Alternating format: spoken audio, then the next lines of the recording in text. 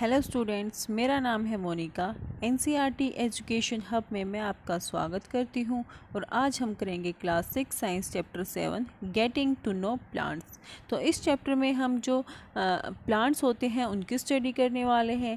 आपने अपने आसपास अपने चारों ओर बहुत तरह के पेड़ पौधे देखे होंगे। अब क्या वो पेड़ पौधे सभी एक जैसे होते हैं? क्या उनका साइज, उनकी शेप, उनके लीव्स, उनका जो स्टीम है, उनकी ब्रांचेज वो एक जैसी होती हैं? तो आप कहोगे कि वो सभी अलग अलग साइज़ के होते हैं, उनके जो लीफ हैं वो अलग होते हैं, उनकी ब्रांचेस अलग अलग तरह की होती हैं। तो इस चैप्टर में फिर हम इनकी जो उनकी हाइट है, उनकी जो स्टीम है और उनकी जो ब्रांचेस हैं उसके आधार पे हम इनको हर्ब, शर्ब और ट्रीज़ की कैटेगरी में बांटेंगे।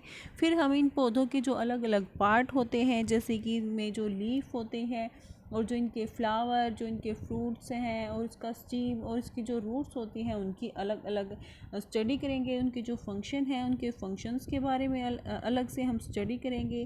तो चलिए चैप्टर शुरू करते हैं।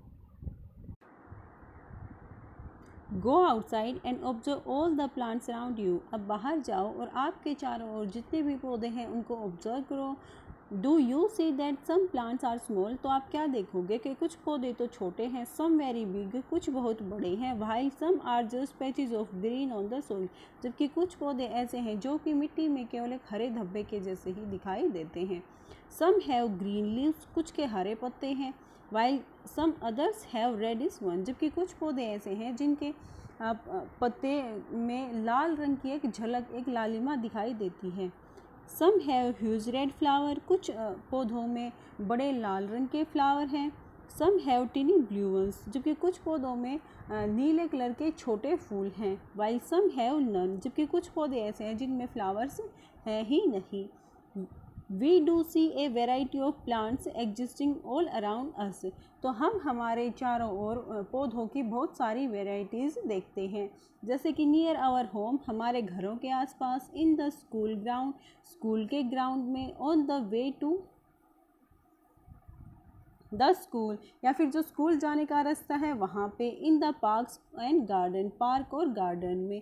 तो हम हमारे चारों ओर हमारे जो भी स्कूल है या फिर हमारे घरों के आसपास तो बहुत सारे पौधों की वैरायटी हम देखते हैं। तो हमारे आसपास हमारे चारों ओर जितने भी पौधे होते हैं उनमें कुछ पौधे छोटे होते हैं, कुछ बहुत ही बड़े होते हैं, या फिर कुछ पौधे ऐसे होते हैं जो कि ज़मीन पे फैलते हैं और उनमें अलग अलग प्रकार के फ्लावर आते हैं, अलग प्रकार के उनमें फ्रूट्स आते हैं। तो हमें उन पौधों में बहुत तरह की वैरायटीज़ देखने को मिल जाती हैं। Let us get to know the different part of any plant. अब चलो हम किसी पौधे के अलग अलग जो पार्ट होते हैं उनके उसके बारे में जानते हैं। This will help us understand the differences between the plants of a different kinds.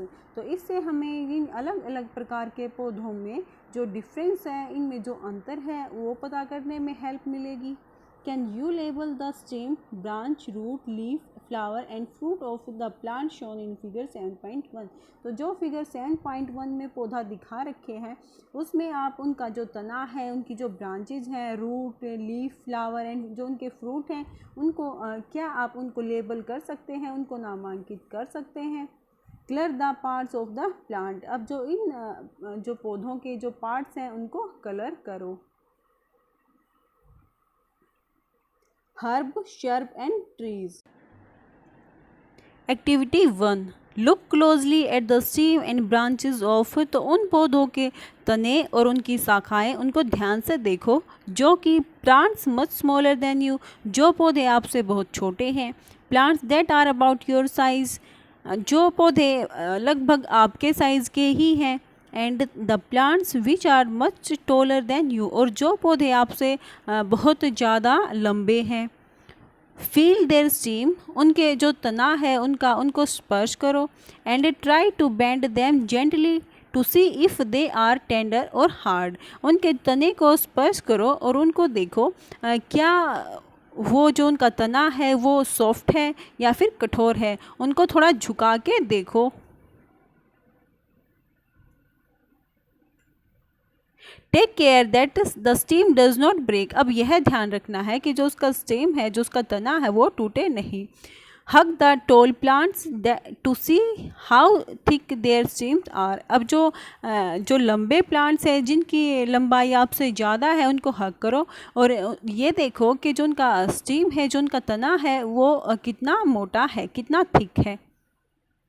We also need to notice from where the branches grow in some plants। हमें यह भी देखना है कि इन पौधों में जो उनकी शाखाएं हैं, जो उनकी ब्रांचेस हैं, वो कहाँ से ग्रो कर रही हैं, वो कहाँ से निकल रही हैं। क्लोज टू द ग्राउंड और higher up on the stem. ये या तो जो ग्राउंड है जहाँ पे वो पौधा उगा है, या तो वो उसके बिल्कुल पास से निकली है, या फिर ये थोड़ा ऊंचाई से निकली है। तो हमें यह भी देखना है। We will now group all the plants we observed। अब हमें जितने भी हमने ये पौधे देखे हैं, जितने भी पौधे हमने ऑब्जर्व किए हैं, इन सभी को हमें एक समूह में बांटना है। इन टेबल 7.1, तो जो टेबल 7.1 दे रखी है, हमें इनको इस समूह में बांटना है। Some examples are shown. तो टेबल 7.1 में कुछ एग्जाम्पल्स दे रखे हैं। You can fill the column 1, 2 and 3 for many more plants. तो आप जो कॉलम 1, 2 और 3 हैं, आप इनको भर सकते हैं। जो प्लांट्स आपको पता है या फिर जो प्लांट्स आपने देखे हैं, वो प्लांट्स की डिटेल आप इन कॉलम में भर सकते हो। Fill column 4 after studying this section. अब जो कॉलम 4 है, आपको वो बाद में भरना है। जो ये नेक्स्ट सेक्शन दे रखा है, इसको पढ़ने के बाद आपको ये बाद में भरना है, क्योंकि अभी तक आपने जो ये प्लांट्स की कैटेगरी होती है कि कौन से प्लांट हर्ब की कैटेगरी में आएंगे, कौन से ट्री की कैटेगरी में आएंगे और कौन से शर्ब की कैटेगरी में आएंगे, तो ये अब तक आपने देखा नहीं है, इसलिए इस कॉलम को आपको बाद में भरना है। Based on these characters, most plants can classified into 3 categories: herb, shrub and tree।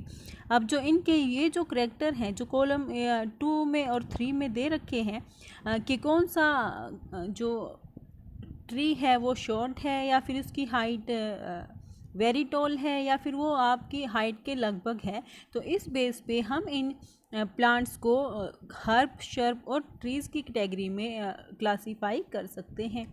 An example of each shown in figure 7.3। तो इन हर्ब, शर्ब और ट्री के एग्जाम्पल फिगर 7.3 में शो कर रखे हैं। तो जो फर्स्ट ए है, ये है हर्ब का एग्जाम्पल, और जो सेकंड है, ये है शर्ब का एग्जाम्पल, और थर्ड है जो ये सी है, ये है ट्री का एग्जाम्पल।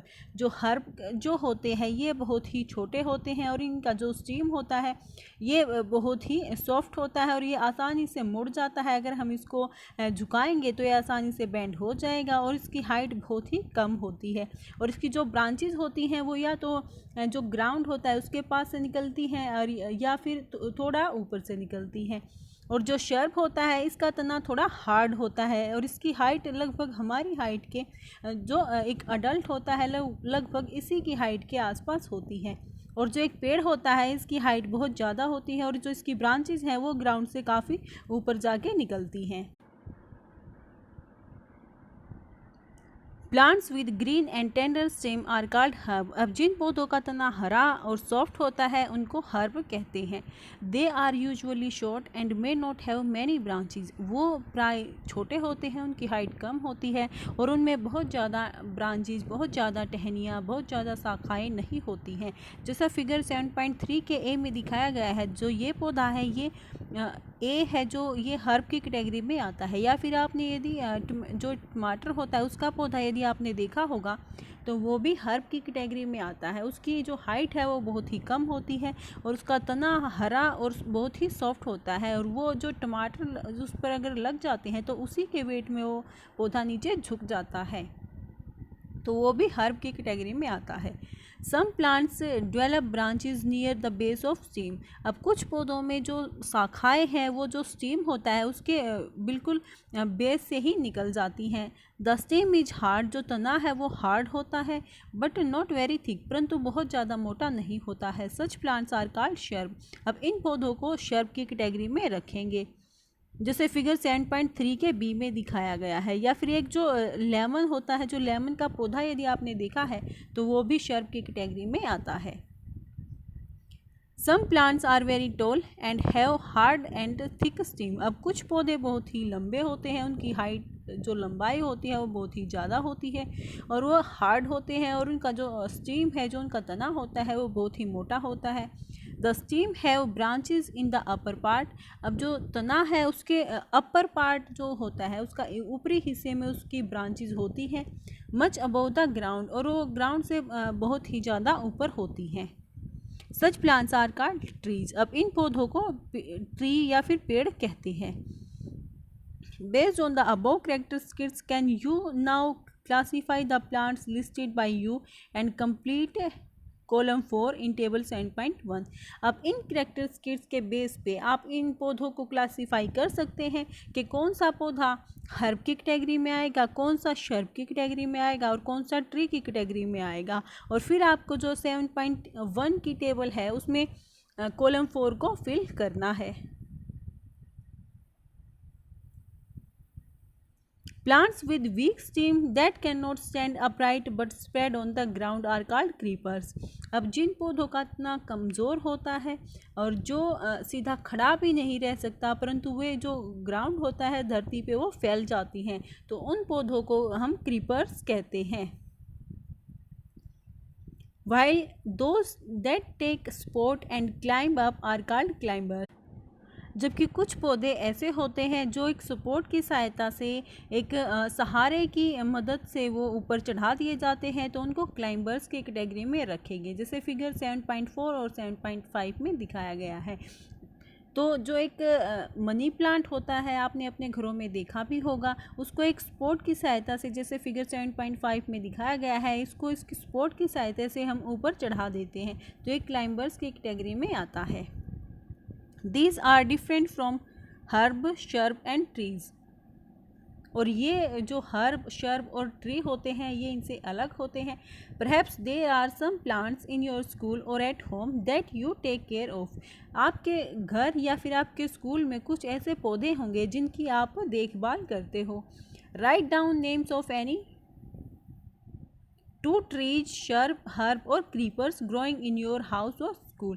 अब आपको उन 2 ट्रीज़ या फिर शर्ब और हर्ब या फिर क्रीपर्स के नाम बताने हैं जो कि आपके स्कूल या फिर आपके घर में उगे हैं या फिर आपने लगा रखे हैं। Steam. Observe closely the steam of different plants around you. अब आपके चारों ओर जो अलग अलग प्रकार के पौधे हैं उनके स्टीम, जो उनका तना है, उसको ध्यान से देखो। Note down different structure parts borne by the steam. अब इस तने से जो स्ट्रक्चर, जो पार्ट्स निकले हैं उनको नोट करो। Compare you observations with that of your friend. अब जो आपकी ऑब्जर्वेशन है उनको आपके जो फ्रेंड है उनकी ऑब्जर्वेशन से कंपेयर करो, तुलना करो। व्हाट डू यू फाइंड, आपको क्या मिलता है। Stems bear leaves, branches, buds, flowers and fruits. तो जो तना होता है उसमें पत्ते, शाखाएँ, कली, फ्लावर्स और फ्रूट्स भी होते हैं। Activity 2। We would require a glass water, red blue ink, a soft stem. तो हमें एक्टिविटी 2 को करने के लिए ग्लास, पानी, रेड या फिर ब्लू इंक और एक सॉफ्ट स्टीम की ज़रूरत पड़ेगी। Pour water to fill 1/3 of glass. अब इस ग्लास में हम 1/3 हिस्से तक पानी भरेंगे। Add a few drops of red blue ink to the water. अब इस पानी में रेड या फिर ब्लू कलर की इंक के कुछ ड्रॉप्स ऐड करो। Cut the base of the stem and put it in the glass as shown in figure 7.6। अब इस स्टीम के बेस को काटो, जैसे कि फिगर 7.6 में दिखाया गया है। इसको हम नीचे से थोड़ा तिरछा काटेंगे और इसको पानी में रख देंगे। Observe the setup. अब इसे ऑब्जर्व करो, इसको ध्यान से देखो। Does the colour appear in the steam. अब जो पानी में जो कलर हमने डाला था, क्या वो कलर उस स्टीम पे भी दिख रहा है, उस स्टीम पे वो कलर चढ़ गया है। You will find that the colour rises in the steam. आप देखोगे कि जो कलर पानी में था वो स्टीम पे भी चढ़ गया है। If this is kept for a longer period, यदि हम इसे लंबे समय तक इसे पानी में रखते हैं, द कलर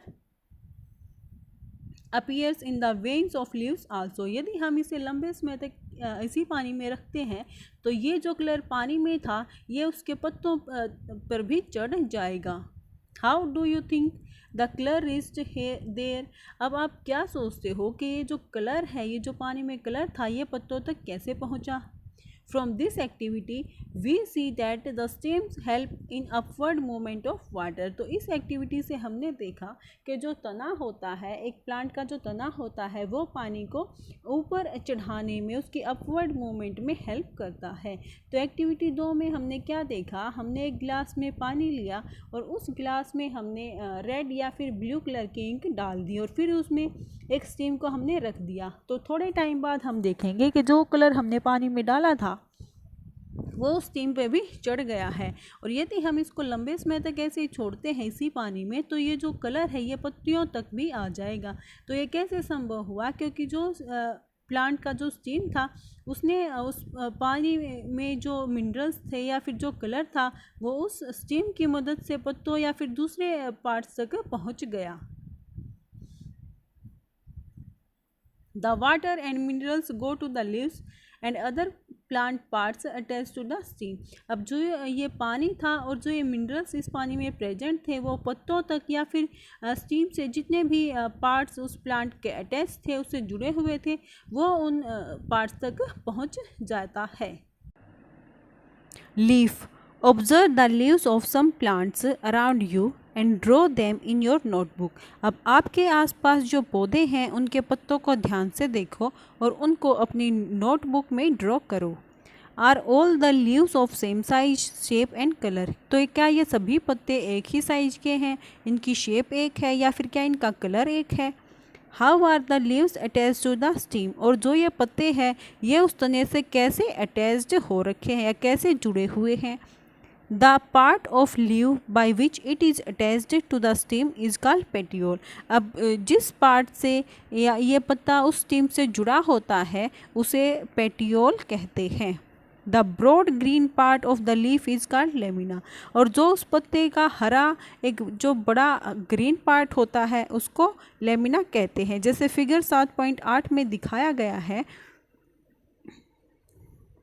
कि जो ये पत्ते का जो एक ग्रीन पार्ट है इसको तो हम लेमिना बोलेंगे, और जो ये पार्ट है जिससे ये स्टीम से जुड़ा हुआ है इसको पेटियोल कहते हैं।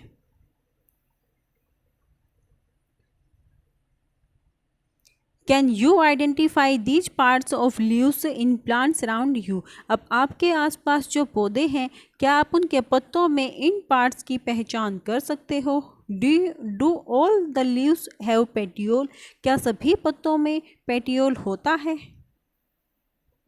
Let us get to know the leaf better by taking its impression. चलो अब हम इस पत्ते के बारे में ज़्यादा जानकारी प्राप्त करने के लिए इसकी छाप लेते हैं। If you thought that leaves can not sign, here is an activity which will make you think again. यदि आपको यह लगता है कि ये पत्ते छाप नहीं छोड़ते हैं, तो इसके लिए हम एक एक्टिविटी करते हैं जिससे आप फिर से सोचने पे मजबूर हो जाओगे कि पत्ते छाप छोड़ते हैं या नहीं। एक्टिविटी 3।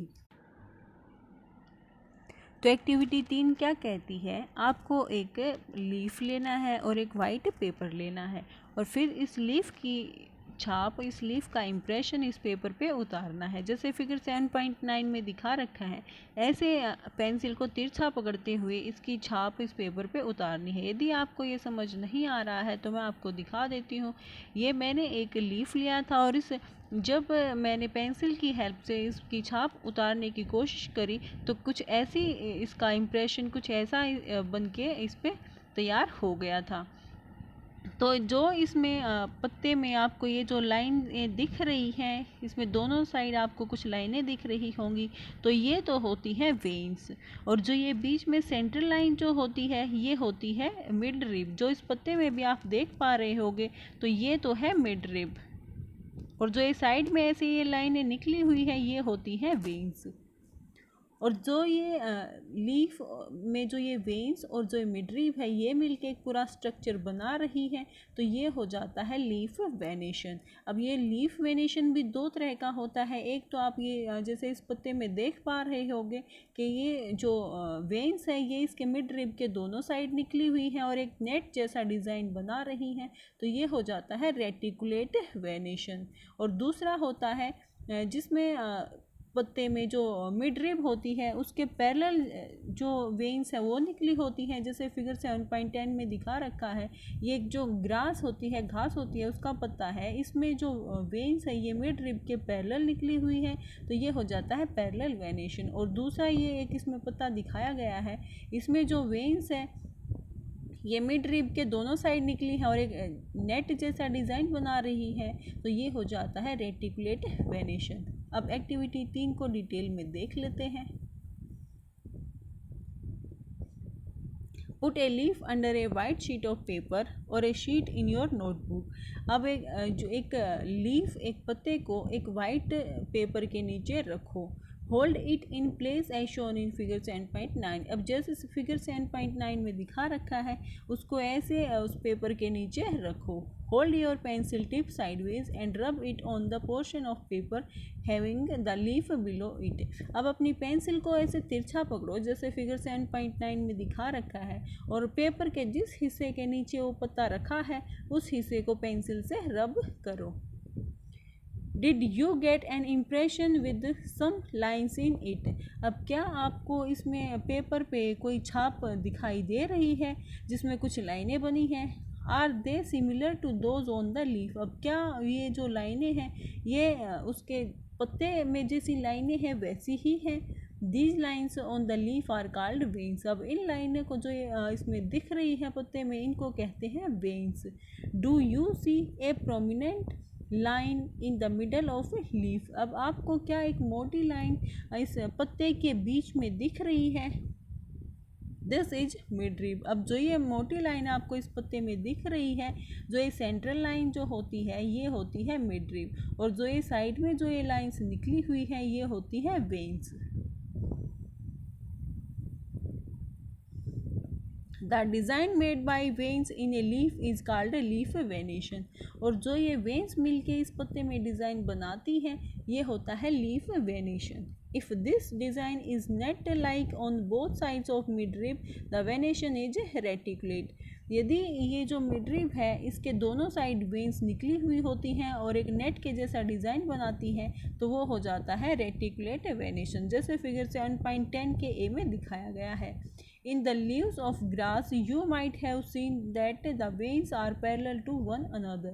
अब जो एक घास का एक पत्ता होता है आपने देखा होगा उसकी लंबाई ज़्यादा होती है और उसकी विड्थ जो होती है वो बहुत ही कम होती है उसकी लंबाई के कंपैरिजन में। तो उसमें जो वेन्स होती हैं वो उसके मिड रिब के पैरेलल निकली हुई होती हैं जैसे फिगर 7.10 में दिखाया गया है।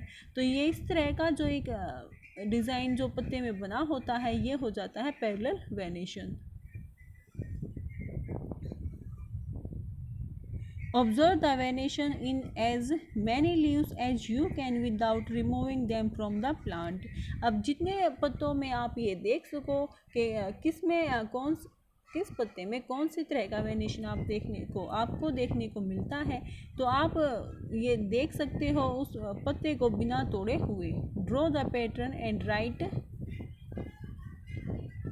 Names of some plants having reticulate and parallel venation. अब आपको उन पौधों के नाम लिखने हैं कि किस में रेटिकुलेट वेनेशन है और किस पौधे में पैरेलल वेनेशन है। Shall we now find out some of the functions of a leaf? आइए अब हम इन पत्तों के कुछ फंक्शंस के बारे में पढ़ते हैं कि ये पत्ते क्या कार्य करते हैं। एक्टिविटी 4।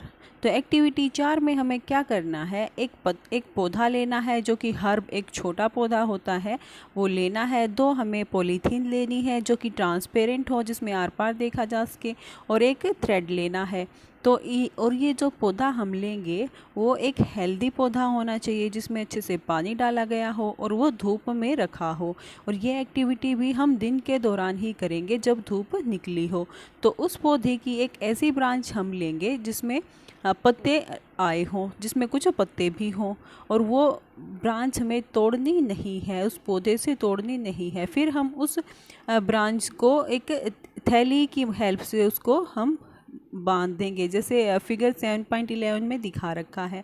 ऐसे हम उस थैली को उस ब्रांच पे धागे की हेल्प से बांध देंगे और उसको कुछ घंटे के लिए रख देंगे। तो कुछ घंटे बाद हम क्या देखेंगे कि उस थैली के जो इनर सरफेस है उस पे कुछ वाटर ड्रॉपलेट्स दिखाई दे रही हैं। तो अब आप सोचोगे कि ये पानी इस पे आया कहाँ से। तो वो पानी जो उस पौधे में डाला गया था, तो वो पानी उस पौधे में जो जाइलम्स जो प्रेजेंट थे उनके थ्रू वो पानी उस पौधे के प्रत्येक हिस्से तक पहुंच गया। और जो एक्सेस पानी था वो पानी उन पत्तों में जो पोर्स प्रेजेंट है, जो छोटे छोटे पोर्स उन पत्तों में प्रेजेंट होते हैं, उनके थ्रू वो पानी एटमॉस्फेयर में छोड़ दिया गया। अब इसे ही हम कहते हैं ट्रांसपायरेशन की प्रोसेस। जो पानी पत्ते एक्सेस पानी को जब एटमॉस्फेयर में छोड़ देते हैं तो वो हो जाता है ट्रांसपायरेशन। अब इसको डिटेल में देख लेते हैं कि एक्टिविटी 4 क्या कहती है। We will require a herb, 2 transparent polythene bags and a thread. तो हमें एक हर्ब, एक छोटा पौधा, 2 ट्रांसपेरेंट पॉलीथीन एंड एक धागा लेना है। Do this activity during day time on A sunny day. अब इस एक्टिविटी को दिन के दौरान करना है जब धूप निकली हो। Use a healthy well watered plant that has been growing in the sun. एक हेल्दी पौधा लेना है जिसमें अच्छे से पानी दिया गया हो और जो कि धूप में रखा हो। Enclose a leafy branch of the plant in a polythene cover and tie up its mouth as shown in figure 7.11। अब उसकी एक ऐसी ब्रांच लेनी है जिस पे पत्ते हों और उसको पॉलीथीन से कवर कर देना है, ढक देना है और उसके मुंह को उस धागे से बांध देना है, जैसे कि फिगर 7.11 में दिखाया गया है। ऐसे उसको एक पॉलीथीन की हेल्प से उसको कवर कर देना है। Tie up the mouth of another empty polythene cover and keep it also in the sun। और जो दूसरी पॉलीथीन है उसके मुंह को बांध कर भी उसको धूप में रख दो। आफ्टर ए फ्यू आवर्स, कुछ घंटे बाद, observe the inner surface of the covers. अब कुछ घंटे बाद इन पॉलीथीन के जो इनर सरफेस है उसको देखो। व्हाट डू यू सी, आप क्या देखते हो। Are there any droplets of water, क्या इनमें से किसी पे पानी की बूंदें दिखाई दे रही हैं। How do you think they got there, अब आपको क्या लगता है कि ये बूंदें कहाँ से आई हैं। Don't forget to remove the polythene bag after the activity. अब एक्टिविटी करने के बाद इस थैली को उस ब्रांच से हटाना न भूलें। Water comes out of the leaves in the form of water vapour by a process called transpiration. अब जो पानी है वो पत्तों के द्वारा वाटर वेपर की फॉर्म में बाहर निकलता है, जिसे ट्रांसपायरेशन कहते हैं। Plants release a lot of water into the air through this process. अब जो प्लांट्स होते हैं, पौधे होते हैं, वो बहुत सारा पानी रिलीज करते हैं, छोड़ देते हैं एटमॉस्फेयर में।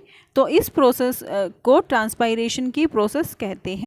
तो जो पानी हम पौधों में डालते हैं वो पानी उस पौधे की स्टीम के द्वारा पत्तों तक पहुंचता है और फिर उन पत्तों में जो पोर्स प्रेजेंट होते हैं, जो छोटे छोटे छिद्र प्रेजेंट होते हैं, उनकी हेल्प से उनमें जो एक्सेस पानी होता है वो एटमॉस्फेयर में रिलीज कर दिया जाता है, जिसे ट्रांसपायरेशन की प्रोसेस कहते हैं। We will learn more about this in chapter 14। तो इसके बारे में हम और ज़्यादा डिटेल में चैप्टर 14 में पढ़ेंगे। Why did we tie a cover around the leaves. अब हमने वो जो पत्ते हैं उनके चारों ओर वो कवर को क्यों बांधा। We have seen the water evaporate if we had not tie a polythene cover. तो हम यदि उस पॉलीथीन कवर को उसको धागे की हेल्प से नहीं बांधते तो जो पानी है तो वो एवेपोरेट होके उड़ जाता। वाट makes the water appear on the polythene bag. अब जो वाटर हमें उस पॉलीथीन बैग पे दिख रहा है ये किस वजह से दिख रहा है। In chapter 5 we notice water changing into different forms in some of our activities. तो चैप्टर 5 में हमने देखा था कि जो पानी होता है जब हम कोई काम करते हैं तो वो अलग अलग फॉर्म्स में अलग अलग अवस्थाओं में बदलता रहता है। Can you think of these and name the process that makes water drops appear on the polythene cover। अब क्या आप इनके नाम बता सकते हैं कि किस प्रोसेस के द्वारा जो पानी है वो उस पॉलीथीन के कवर के इनर सरफेस पे दिखाई दे रहा है। Leaves also have another function, let us study this. अब जो पत्ते होते हैं इनके और भी फंक्शन होते हैं, ये और भी कई कार्य करते हैं, तो चलो उसको भी स्टडी करते हैं। एक्टिविटी 5। तो एक्टिविटी 5 क्या कहती है, हमें एक पत्ता लेना है, एक लीफ लेना है, spirit, beaker, test tube, burner, पानी, एक प्लेट और एक आयोडीन का सॉल्यूशन लेना है। फिर उस पत्ते को टेस्ट ट्यूब में डालना है और उसमें स्पिरिट डालनी है। फिर उसमें स्पिरिट इतनी डालनी है कि वो पत्ता पूरी तरह से डूब जाए। फिर उसको हम उसमें बीकर में रखेंगे और उसमें पानी डालेंगे। उस बीकर को हम आधा पानी से भर देंगे। फिर उसको गर्म करेंगे और उसको जब तक गर्म करेंगे जब तक उस पत्ते का जो हरा कलर है वो पूरी तरह से निकल नहीं जाए। फिर उसको बाहर निकालेंगे, पत्ते को बाहर निकालेंगे, उसको पानी से धोएंगे और एक प्लेट में रख देंगे। फिर उस पर कुछ आयोडीन सॉल्यूशन की बूंदें डालेंगे तो हम क्या देखेंगे कि उस जो पत्ते का कलर है वो ब्लू या फिर ब्लैक में चेंज हो गया है। तो यह क्या दिखाता है, तो इससे हमें पता चलता है कि उस पत्ते में स्टार्च प्रेजेंट है। जैसा कि जब हम चैप्टर 2 कर रहे थे तो वहाँ पे हमने अलग अलग फूड आइटम्स पे टेस्ट किया था स्टार्च की प्रेजेंस को देखने के लिए। तो उसके लिए हमने उन फूड आइटम्स पे कुछ आयोडीन सॉल्यूशन की बूंदें डाली थी, जिससे उनका जो कलर है, जिस भी फूड आइटम में स्टार्च प्रेजेंट था तो उसका कलर ब्लू या फिर ब्लैक में चेंज हो गया था। तो ऐसा ही कुछ हमें यहाँ देखने को मिलेगा। तो अब इन पत्तों में स्टार्च आया कहाँ से, तो जो पौधों में पत्ते होते हैं तो ये अपना खाना तैयार करते हैं फोटोसिंथेसिस की हेल्प से। अब फोटोसिंथेसिस क्या होती है, तो जो पत्ते होते हैं ये सनलाइट की प्रेजेंस में पानी और कार्बन डाइऑक्साइड का यूज़ करके अपना भोजन तैयार करते हैं। इन पत्तों में एक क्लोरोफिल नाम का एक हरे रंग का पदार्थ होता है जो कि में फोटोसिंथेसिस में मदद करता है। अब इसमें जो ये खाना तैयार करते हैं यह खाना इन पौधों के अलग अलग पार्ट में स्टोर हो जाता है। स्टार्च की फॉर्म में यह खाना स्टोर हो जाता है। तो एक्टिविटी 5 में यही दिया गया है। अब इसको डिटेल में देख लेते हैं। We would require a leaf, spirit, beaker, test tube, burner, water, watch glass and iodine solution for this activity। तो इस एक्टिविटी को करने के लिए हमें इन सभी चीज़ों की ज़रूरत होगी। Take a leaf in a test tube and pour spirit to completely immerse the leaf। अब एक पत्ता लो और उसको टेस्ट ट्यूब में डालो और उस पर स्पिरिट इतनी डालो कि वो पत्ता पूरी तरह से डूब जाए। Now place the test tube in a beaker half filled with water। अब इस टेस्ट ट्यूब को एक बीकर में रखो और उस बीकर को आधा पानी से भर दो। Heat the beaker till all the green colour from the leaf comes out into the spirit in the test tube. अब उस बीकर को गर्म करो जब तक कि उस पत्ते का हरा कलर पूरी तरह से निकल नहीं जाए। Take out the leaf carefully and wash it in the water. अब इस पत्ते को ध्यान से बाहर निकालो और उसको पानी से धो दो। Place it on a watch glass and pour some iodine solution over it. अब इसको प्लेट में रखो और उस पर कुछ आयोडीन के सॉल्यूशन की बूंदें डालो, जैसा कि फिगर 7.12 में दिखाया गया है। What do you observe? आप क्या देखते हो? Compare your observation with those done in chapter 2। अब आप क्या देखते हो? अपनी जो ऑब्जर्वेशन है उसको आप जो चैप्टर 2 में जो एक्टिविटी करी थी उससे कंपेयर करो। When you tested food for presence of different nutrients. जब आप अलग अलग फूड आइटम्स में न्यूट्रिएंट्स की प्रेजेंस को देखने के लिए टेस्ट कर रहे थे चैप्टर 2 में, उससे कंपेयर करो अपनी ऑब्जर्वेशन को। Does this mean that the leaf has starch in it. इसका क्या मतलब है कि उस पत्ते में स्टार्च प्रेजेंट है। In chapter 2, we saw that a slice of raw potato also shows the presence of starch. तो चैप्टर 2 में हमने क्या देखा था कि जो एक कच्चा आलू होता है उसकी जो स्लाइस होती है कच्चे आलू की उसमें स्टार्च प्रेजेंट होता है. Potato get this starch from there leaves and store it. अब जो पोटैटो है वह यह स्टार्च को पत्तों से लेता है और उसको स्टोर कर लेता है. Leaves prepare their food in presence of sunlight and a green color substance present in them. अब जो पत्ते होते हैं वो अपना खाना तैयार करते हैं सनलाइट की प्रेजेंस में और इनमें एक जो ग्रीन कलर का एक सब्सटेंस प्रेजेंट होता है जिसे क्लोरोफिल कहते हैं. तो इनकी मदद से वो जो पत्ते होते हैं वो अपना खाना तैयार करते हैं. For this they also use water and carbon dioxide. इसके लिए वो पानी और कार्बन डाइऑक्साइड का यूज़ करते हैं. This process is called photosynthesis. इस प्रोसेस को फोटोसिंथेसिस कहते हैं. तो पत्ते सनलाइट की प्रेजेंस में पानी और कार्बन डाइऑक्साइड का यूज़ करके और उनमें जो हरे कलर का जो सब्सटेंस प्रेजेंट होता है इनकी मदद से अपना खाना तैयार करते हैं जिसे फोटोसिंथेसिस कहते हैं. Oxygen is given out in this process और इस प्रोसेस में ऑक्सीजन बाहर निकलती है. The food prepared by leaves ultimately get stored in different parts of plant. अब जो खाना तैयार करते हैं पत्ते जो खाना तैयार करते हैं वो जो पौधों के अलग अलग पार्ट होते हैं उनमें स्टोर हो जाता है. We have seen that the stem supplies leaf with water. हमने देखा है कि जो उस पौधे का तना होता है वो पत्तों तक पानी की सप्लाई करता है. The leaf uses the water to make food.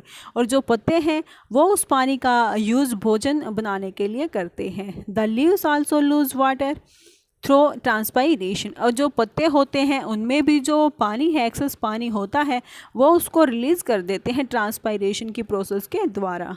How do the steam and leaves get water. अब जो ये स्टीम और जो ये पत्ते हैं ये पानी कैसे प्राप्त करते हैं. That is where the roots come in. अब ये जो स्टीम और पत्ते होते हैं इनमें पानी जड़ों के द्वारा आता है जो कि उस पौधे में जो जड़ें होती हैं उनके द्वारा यह पानी इन तक पहुंचता है.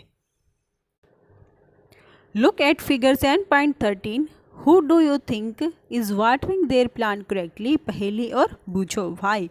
तो जो फिगर 7.13 है उसको ध्यान से देखो और उनमें ये बताओ कि कौन अच्छे से पानी डाल रहा है ये या फिर ये. तो जब हम पौधों में पानी डालते हैं तो हम उनकी जड़ों में पानी डालना चाहिए. हमें उस मिट्टी में पानी डालना चाहिए ताकि उस मिट्टी में जो मिनरल्स या फिर ज़रूरी न्यूट्रिएंट्स जो प्रेजेंट होते हैं वो पानी के साथ मिलके उस जड़ों के द्वारा उस पौधे के प्रत्येक हिस्से तक पहुंच सके. तो इसलिए हमें उस पौधे की जड़ों में पानी डालना चाहिए ना कि उस पत्ते में. तो पानी डालने का करेक्ट तरीका ये होता है हमें पौधे की जड़ों में पानी डालना चाहिए. Which part of the plant is in the soil. तो पौधे का कौन सा पार्ट कौन सा हिस्सा मिट्टी में होता है. Let us learn more about this part from the following activity. चलो अब हम इस पार्ट के बारे में इस पौधे के इस पार्ट के बारे में हम जो नीचे एक्टिविटी दी गई है इसके माध्यम से हम और ज़्यादा जानते हैं. Activity 6.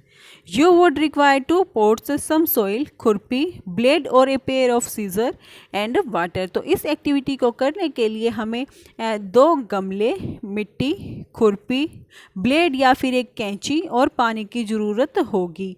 This activity is to be done in group of 4-5 students. तो इस एक्टिविटी को 4 या फिर 5 स्टूडेंट्स के ग्रुप में करना है.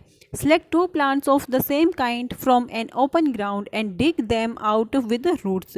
अब खुले मैदान से 2 पौधे सेलेक्ट करो, 2 एक प्रकार के पौधे सेलेक्ट करो और उनको खोदकर बाहर निकालो जड़ों के साथ. Take care that the roots do not break. अब यह ध्यान रखना है कि उनकी जड़ें जो होती हैं वो टूटे नहीं. Plant one of them in pot A. Figure 7.14a. अब एक प्लांट को तो जो फिगर 7.14a में दिखा रखा है उसको एक गमले में लगाओ. Cut off the roots from other plant and plant it in pot B. अब जो दूसरा पौधा है उसकी जड़ों को काटो और उसको जो गमला बी है उसमें लगाओ. वाटर देम रेगुलरली, उनको रेगुलर प्रतिदिन पानी दो। Observe the plants after a week, अब एक वीक के बाद उनको पौधों को देखो। Are both the plants healthy, क्या दोनों प्लांट हेल्दी है? Both the plants are water regularly but one is without roots, isn't it? अब जो दोनों पौधे हैं उनको रेगुलरली पानी तो दिया है, परंतु एक पौधे में जड़ नहीं थी, तो जिस पौधे में जड़ नहीं थी वह पौधा सूखने लग जाएगा, और जो दूसरा पौधा जिसमें जड़ें थी वो पौधा अच्छा हेल्दी होगा और वो अच्छे से ग्रोथ करेगा।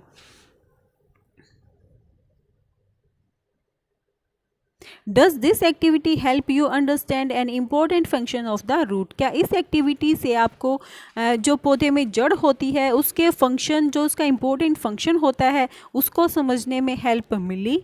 Late us do an activity to study another function of root, चलो अब हम एक एक्टिविटी के माध्यम से जो रूट होती है उसके दूसरे फंक्शन को स्टडी करते हैं। एक्टिविटी 7, तो एक्टिविटी 7 क्या कहती है? We would require seeds of gram, maize, cotton वुल, कटोरी एंड सम वाटर। तो इस एक्टिविटी को करने के लिए हमें कुछ चने और मक्के के बीज लेने हैं, कटोरी और कॉटन और पानी लेना है। टेक 2 कटोरीज, 2 कटोरी लो। Place some wet cotton in them, उनमें कुछ गीली रुई रखो। पुट 3 और 4 seeds of gram in one and maize in other, अब एक कटोरी में तो 3 से 4 बीज चने के डालो और दूसरी कटोरी में मक्के के डालो। Keep the cotton weight by sprinkling water every day, अब इस कॉटन को गीला रखना है, इसमें प्रतिदिन पानी का छिड़काव करना है। Until the sprouts have grown into young plants, जब तक कि उनमें वो जो स्प्राउट्स न निकल जाएं, जब तक कि वो अंकुरित न हो जाएं, जब तक उसमें हमने पानी डालना है। After a week try to separate the young plants from the cotton, अब एक हफ्ते बाद वो जो उसमें स्प्राउट्स निकले हैं उनको उस कॉटन से अलग करने की कोशिश करो। Was it easy to separate the cotton from the roots, why, क्या इस जो ये स्प्राउट्स इसमें निकले हैं, जो रूट्स निकली हैं उनको उस कॉटन से अलग करना आसान था, या फिर ये अगर आसान नहीं था तो क्यों नहीं था? तो एक हफ्ते तक जब हम उसमें लगातार उन बीज में पानी डाल रहे थे तो वो उसमें अंकुरित होना शुरू हो जाएंगे और उसमें एक वाइट सा स्ट्रक्चर जो इस फिगर में आपको दिख रहा है ये निकल जाएगा, जिससे कि वो जो जड़ें हैं वो उस कॉटन में अपनी पकड़ बनाने लग जाएंगी और उसको हम आसानी से अलग नहीं कर पाएंगे। तो in activity 6 we could not pull out the plants from the soil, तो एक्टिविटी 6 में हमने जो पौधे थे उनको हम ऐसे खींच के बाहर नहीं निकाल सके थे मिट्टी से। वी डग देम आउट, हमने उनको खोद के निकाला था। This is because roots help in holding the plants firmly to the soil, तो यह इसलिए हुआ क्योंकि जो उस पौधे में जड़ें होती हैं वो उस पौधे को मिट्टी में जकड़ के रखती हैं, वो उसमें उसको पौधे को स्ट्रेंथ प्रोवाइड करती हैं। वो जो जड़ें होती हैं वो उस मिट्टी में पौधे को स्ट्रेंथ, उसको मजबूती प्रोवाइड करती हैं। They anchor the plant to the soil, वो उस पौधे को मिट्टी में सहारा प्रदान करती हैं। You have seen that there are different kinds of stem and leaves, आपने देखा है कि पत्तों की और तनों की अलग अलग डिफरेंट टाइप्स होती हैं। Do the roots also show a variety, अब क्या रूट्स में भी जो अलग अलग प्रकार की वेराइटीज़ देखने को आपको मिलती हैं? लेट अस फाइंड आउट, चलो देखते हैं। Activity 8, study figure 7.16a and be carefully, अब जो फिगर 7.16a और b हैं उनको ध्यान से देखो। Now look at the roots of gram plant you have pulled out from the cotton in previous activity, अब जो चने का जो स्प्राउटेड सीड आपने पिछली एक्टिविटी में निकाले थे उस कॉटन में से, अब उसको ध्यान से देखो। Do they look like the roots shown in figure 7.16a और those in 7.16b, अब क्या उसकी जो सीड में, जो चने के सीड में जो रूट्स निकली हैं वो 7.16a की तरह दिखती हैं या फिर 7.16b की तरह दिखती हैं? How about the roots of maize plant, और जो उस मक्के के सीड से जो रूट्स निकली हैं वो इनमें से किसके जैसी दिखाई देती हैं? राइट ग्राम और maize in blank space in the figure after matching the roots with figures, अब जो ये ब्लैंक स्पेस दे रखा है आपको ये पहले मैच करनी है कि वो रूट किसके जैसी दिखाई दे रही है इन दोनों में से, और फिर उस ब्लैंक स्पेस में फिल करना है। In what way are the roots of gram and maize similar. अब जो ये चने की रूट्स और जो मक्के की रूट्स हैं ये किस वे में तो सिमिलर है, and in what way they are different, और किस वे में ये डिफरेंट है, यानी कि इनमें क्या तो समानताएं हैं और क्या इनमें विभिन्नताएं हैं। There seem to be two different types of roots. अब आपको दो अलग अलग तरह की रूट्स दिखाई दे रही हैं। Are there also other type of roots. अब क्या इनके अलावा और दूसरी तरह की रूट्स भी होती हैं? लेट अस फाइंड आउट, चलो देखते हैं। एक्टिविटी नो, तो go to an open ground where many wild plants are growing. अब एक खुले मैदान में जाओ जहाँ पे बहुत सारे वाइल्ड प्लांट्स जो कि अनवांटेड पौधे होते हैं जैसे खरपतवार होता है ये उगे हों। डिग आउट ए फ्यू, उनमें से कुछ खोद के निकालो। Wash the soil off the roots, अब जो उसकी रूट्स पे जो मिट्टी लगी है उसको पानी से धो। एंड ऑब्जर्व देम, और उनको देखो। Do you find that all of them have either the kind of root shown in figure 7.17a or as in figure 7.17b? अब उनको ध्यान से देखो और ये देखो क्या उनकी रूट्स जो कि फिगर 7.17a और 7.17b में दिखा रखी हैं, क्या उन सभी की रूट्स ऐसी हैं? For roots of the kind shown in figure 7.70a, अब जो फिगर 7.17a में दिखाई गई रूट है तो main root is called tap root. अब जो फिगर 7.17a में दिखाया गया है इसमें जो मेन रूट है, ये जो मेन रूट है ये तो होती है टैप रूट, और जो यहाँ से छोटी छोटी रूट्स इसके अलावा जो निकली हुई है ये हो जाती है lateral roots.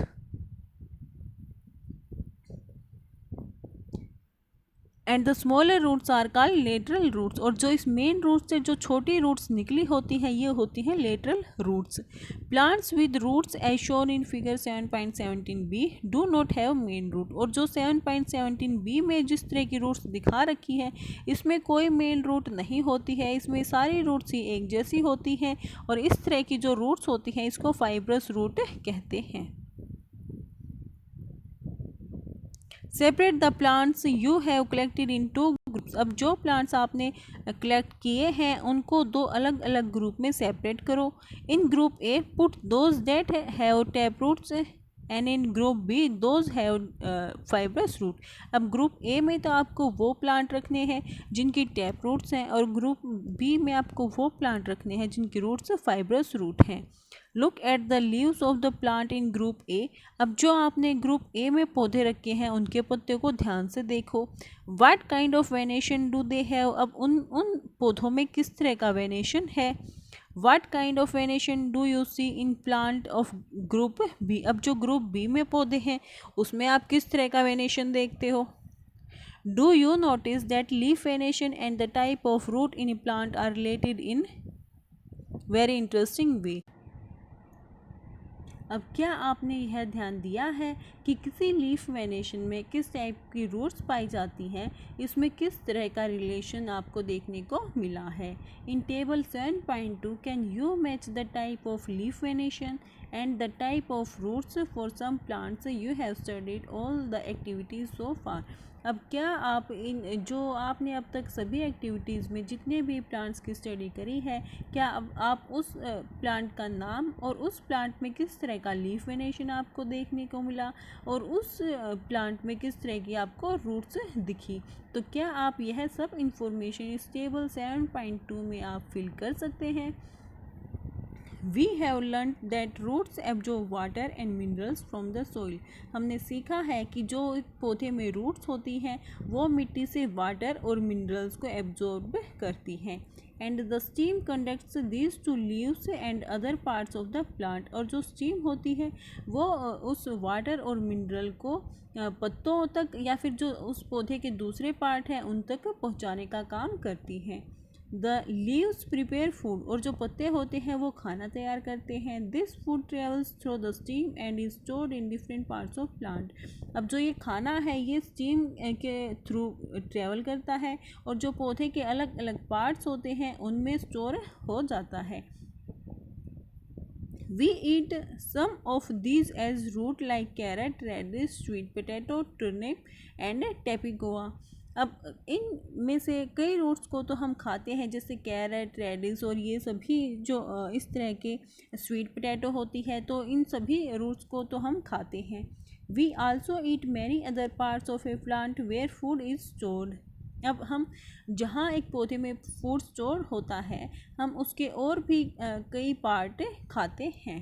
Do you agree that stem is like a street with two way traffic. अब आप क्या इस बात से एग्री हो कि जो एक पौधे में स्टीम होता है ये एक स्ट्रीट के जैसी है जिसमें टू वे ट्रैफिक है।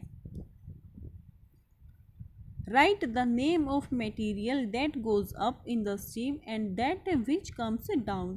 अब आपको वो मटेरियल का नाम बताना है कि कौन सा इस स्टीम में ऊपर जाता है और कौन सा पदार्थ इसमें नीचे आता है।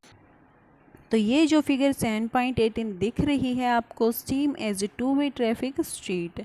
अब तो इसमें क्या होता है कि जो आप पीछे पढ़ के आए हो कि जो रूट्स होती हैं वो मिट्टी से न्यूट्रिएंट्स और मिनरल्स को एब्जॉर्ब करती है और पानी के माध्यम से वो पौधों के बाकी पार्ट्स तक पहुंचाने का कार्य स्टीम में जो जाइलम नाम का एक टिश्यू प्रेजेंट होता है उसके माध्यम से करती है। तो जाइलम नाम का टिश्यू उस मिनरल्स को, उस न्यूट्रिएंट को तो पौधे के बाकी पार्ट्स तक पहुंचाने का कार्य करता है और उसकी जो डायरेक्शन होती है वो यूनी डायरेक्शनल होती है, यानी कि वो एक ही दिशा में ऊपर की ओर ट्रेवल करते हैं। अब इसमें एक और फ्लोएम नाम का टिश्यू भी प्रेजेंट होता है इसके पौधे के स्टेम में, तने में।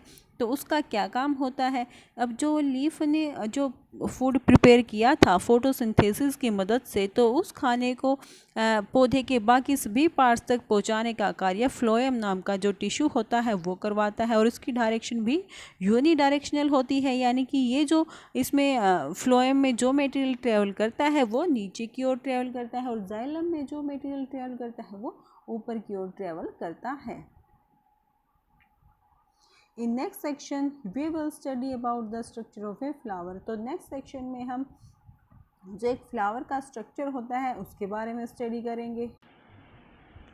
Flower, you are shown 3 branches of a rose in figure 7.19 A, B and C। अब जो ये फिगर 7.19 A, B और C है, इसमें आपको एक रोज़ के पौधे की 3 ब्रांचेस दिख रही हैं। Which one will help you best to recognize the plant। अब इनमें से कौन सी आपको इस पौधे को अच्छी तरह से पहचानने में सबसे ज़्यादा हेल्प कौन सा A, B या C में से कौन सा कर रहा है। Which color did you use for the flower in figure 7.19 C। अब जो फिगर 7.19 C है इसमें फ्लावर में कलर करने के लिए आप कौन सा कलर यूज़ करोगे। All the flowers are all the flowers colorful। क्या सभी फूल कलरफुल होते हैं। Have you ever seen flowers on grass, wet, maize, mango और गवावा। क्या आपने इन सभी के जो ग्रास, वेट, मेज, मैंगो और जो गवावा है इन सभी के फूल आपने देखे हैं। Are those brightly coloured. क्या ये सभी चमकीले और कलरफुल यानी कि ये चटकीले होते हैं। Let us study few flowers. चलो हम कुछ फ्लावर्स की स्टडी करते हैं। Activity 10। We would require 1 bud and 2 fresh flowers each of the any following। अब आपको एक तो बड लेना है, कली लेनी है और 2 फ्रेश फ्लावर लेने हैं। जो ये नीचे दिए गए नाम है इनमें से किसी के भी आप 2 फ्लावर ले सकते हैं। Datura, China rose, mustard, brinjal, lady finger, gulmohar, इन सभी में से आप किसी के भी 2 फ्लावर ले सकते हैं। Also a blade, glass light और ए शीट ऑफ पेपर। और एक ब्लेड और ग्लास लाइट या फिर एक आप पेपर भी लेना है। ए मैग्नीफाइंग ग्लास एंड वाटर। और एक मैग्नीफाइंग ग्लास और पानी लेना है। Observe figure 7.20 carefully. अब जो फिगर 7.20 है इसको ध्यान से देखो। Look at the prominent part of open flower. अब जो ये खिला हुआ फूल है इसके जो अलग अलग पार्ट्स हैं उनको ध्यान से देखो। These are petals. अब जो इसमें पिंक कलर के जो आपको इसमें पत्तियां दिखाई दे रही हैं इनको पीटल्स कहते हैं। Different flowers have petals of different colours. अब अलग अलग फ्लावर में ये पीटल्स अलग अलग कलर की होती हैं। Where do you think the petals are in a closed bud. अब आपको क्या लगता है कि जो एक ये क्लोज्ड बड है इसमें ये पीटल्स कहाँ बंद थी। Which is the most prominent part in A bird. अब एक जो कली होती है इसका मोस्ट प्रोमिनेंट यानी कि सबसे प्रमुख भाग कौन सा है। Did you see that this part is made of a small leaf like structure. क्या आपने इस कली में जो एक लीफ लाइक स्ट्रक्चर है इसको देखा है, जो कि एक ग्रीन कलर का जो स्ट्रक्चर आपको पत्ते जैसा दिख रहा है, क्या आपने इसको देखा है। They are called sepals. अब इनको सीपल्स कहते हैं। Take the flower and observe its petals and sepals. अब एक फूल लो और उसके जो पीटल्स हैं और जो उसमें सीपल्स हैं उसको देखो। Now answer the following questions. अब जो नीचे जो क्वेश्चन पूछ रखे हैं उनका आंसर करो। How many sepals does it have. इसमें कितने सीपल्स हैं। Are they join together. अब क्या वो एक दूसरे से जुड़े हुए हैं। What are the colours of petals and sepals. अब जो पीटल्स हैं इस फ्लावर में और जो सीपल्स हैं उनका क्या कलर है। How many petals does the flower have. अब उस फ्लावर में कितने पीटल्स हैं। Are they join to one another or are they separate. अब क्या वो एक दूसरे से जुड़े हुए हैं या फिर एक दूसरे से अलग हैं। Do the flowers with joint sepals have petals that are separate or are they also join together. अब जिस फ्लावर में जो सीपल्स हैं वो जुड़ी हुई हैं, क्या उस फ्लावर के पीटल जुड़े हुए हैं या वो एक दूसरे से सेपरेट हैं, ये भी आपको देखना है। Fill the table based on the observation of the whole class. Table 7.3। अब जो ये आपके ये ऑब्जर्वेशन जो आपने करी है इसको टेबल 7.3 में फिल करो। Add observation to this table from a field trip to a locality where there are plants with flowers। अब आप इस ऑब्जर्वेशन को किसी फील्ड ट्रिप या फिर किसी ऐसी जगह से जहाँ पे बहुत सारे फ्लावर्स के पौधे प्रेजेंट हो वहाँ से कलेक्ट कर सकते हो। Fill the last 2 columns later. अब इस टेबल में जो लास्ट के 2 कॉलम है स्टेमन और पिस्टल, इसको आपको बाद में भरना है क्योंकि आपने ये अब तक स्टडी नहीं किए हैं। To see the inner part of a flower clearly, you have to cut it open if its petals are joined। अब इस फ्लावर के जो इनर पार्ट है उनको अच्छे से देखने के लिए आपको इसको कट करना है और उसे खोलना है। और यदि इसके जो पीटल्स हैं वो जुड़े हुए हैं तो उनको कट करना है और खोलना है। फॉर एग्जांपल, उदाहरण के लिए in datura and other bell shaped flowers the petals have to be cut lengthwise and spread out so that inner part can be seen clearly. अब उदाहरण के लिए जो एक धतूरा होता है तो उसका जो फूल है उसको हम लेंथ वाइज काटेंगे, जैसे फिगर 7.21 में दिखाया गया है। जो एक ये बेल शेप्ड फ्लावर है या फिर एक जो धतूरा का फ्लावर होता है तो इसको हम ऐसे लेंथ वाइज काटेंगे। जो इसके इनर पार्ट है उनको अच्छे से देखने के लिए उसको लेंथ वाइज काटेंगे और उसको खोल देंगे। Remove the sepals and petals to see other parts. अब जो उसमें सीपल्स जो प्रेजेंट है और जो पीटल्स प्रेजेंट है उनको रिमूव करेंगे, उनको हटा देंगे। Study the figure 7.22 carefully, compare your flower with the illustration and identify the stamens and pistol in your flower. अब जो फिगर 7.22 है उसको ध्यान से देखो। जो ये फिगर 7.22 है पार्ट्स ऑफ ए फ्लावर, इसको ध्यान से देखो और जो आपके पास जो फ्लावर है उसको कंपेयर करो इस फिगर से कि और उसमें जो स्टेमन है और जो पिस्टल है उसको पहचान करने की कोशिश करो। आपके पास जो फ्लावर है उसको इस इमेज से, इस फिगर से उसको कंपेयर करो। तो इस फिगर में आपको ये जो एक फ्लावर है उसके पार्ट्स आपको दिख रहे हैं। तो इसमें जो एक ग्रीन कलर का जो ये स्ट्रक्चर बना हुआ है, जो सबसे इनर स्ट्रक्चर जो होता है ये होती है पिस्टल, जो ग्रीन कलर की है। और जो इसमें एक ये जो लंबे लंबे जो इसमें स्ट्रक्चर आपको दिख रहे हैं ये होते हैं स्टेमन। और इस स्टेमन के ऊपर जो ये येलो कलर का जो पार्ट आपको दिख रहा है ये होते हैं anther.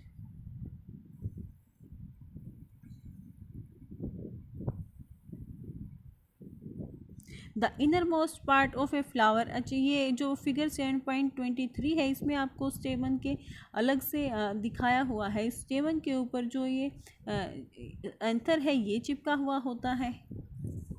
The inner most part of a flower is called pistol. और जो इस फ्लावर का जो इनर मोस्ट पार्ट होता है उसको पिस्टल कहते हैं। जो ये फिगर 7.24 में अलग से दिखाया हुआ है ये होती है pistol. If you can not see it completely remove the remaining stamens. अब अगर आपको ये अच्छे से नहीं दिख रही है पिस्टल, तो आप जो ये बचे हुए स्टेमन हैं इसके चारों ओर जो बचे हुए स्टेमन हैं उनको भी आप हटा सकते हो।